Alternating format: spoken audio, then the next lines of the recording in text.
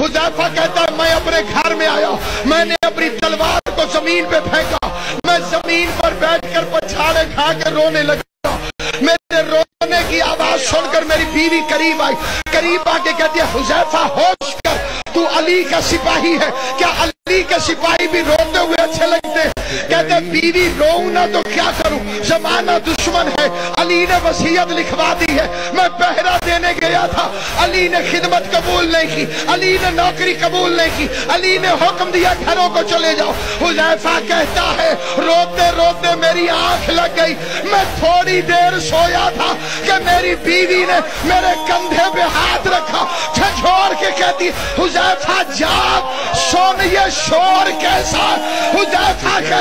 اب جو میں نے سنا تو آواز آ رہی تھی قد قتل امیر المومنین، لوگوں امیر مارا گیا، زینب و کلثوم یتیم ہو